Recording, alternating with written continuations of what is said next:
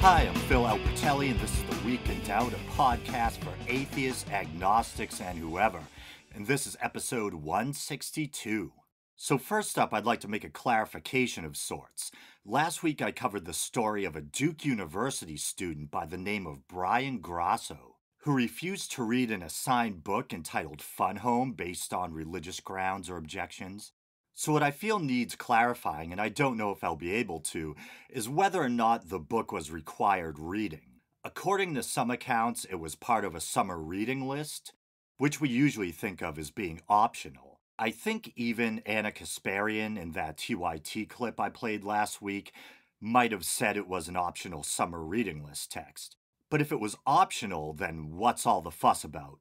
Why did the Young Turks in that clip I played, and myself as well, make such a big deal out of it?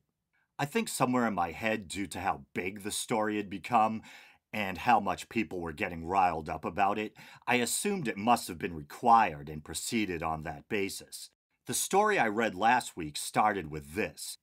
Durham, North Carolina, some freshman students at Duke University are refusing to read the critically acclaimed novel Fun Home, which was assigned on their summer reading list. Then the op-ed in the Washington Post, written by the actual student in question, Brian Grasso, starts this way. And there are some graphic descriptions of sex acts or whatever, so I'm always trying to be mindful of my listeners with kind of sensitive ears. So just be aware going in. And ironically, the article with the graphic content is written by a devout Christian who didn't want to read an LGBT graphic novel. But anyway, here it is in the Washington Post. I'm a Duke freshman. Here's why I refused to read Fun Home. As a Christian, I knew that my beliefs and identity would be challenged at a progressive university like Duke.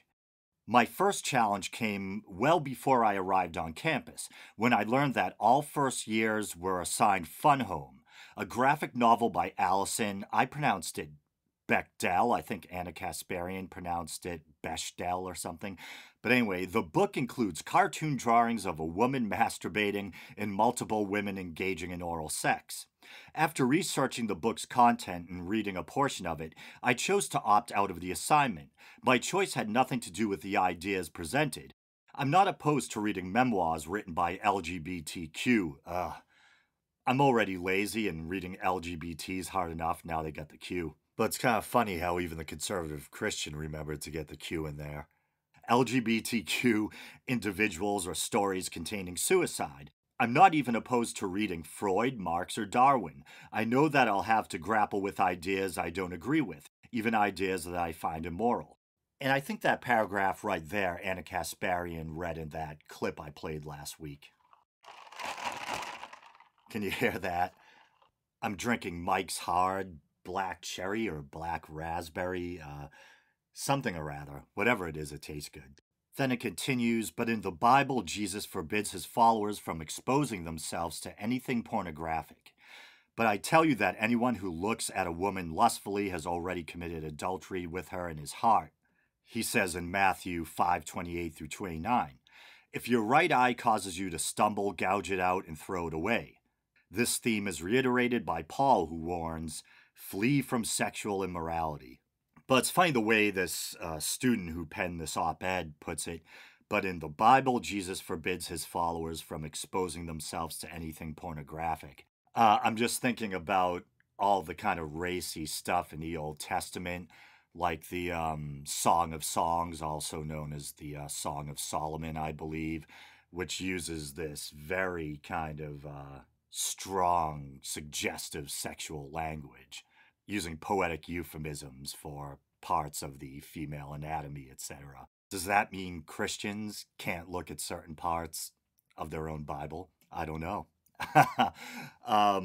Oh yeah, and I heard this Bible quote recently, and I wanted to vet it before I spoke about it. Speaking of pornographic, but I guess it's real. It's actually Ezekiel 23 through 24.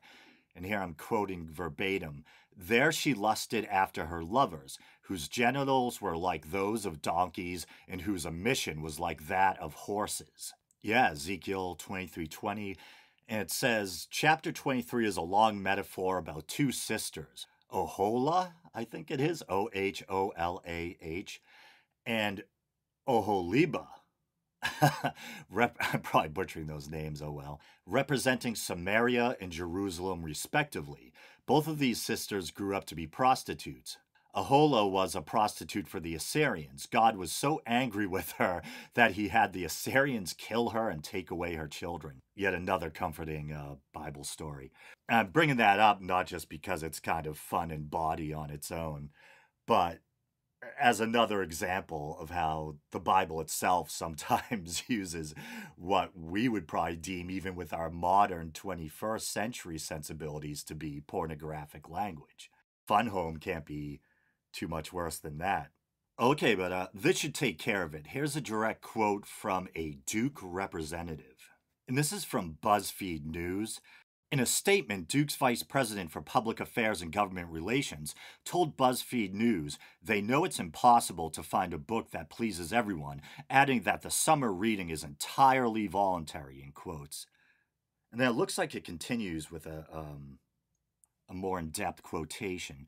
Fun Home was ultimately chosen because it is a unique and moving book that transcends genres and explores issues that students are likely to confront. It is also one of the most celebrated graphic novels of its generation, and the theatrical adaptation won the Tony Award for Best Musical and 4 others in 2015.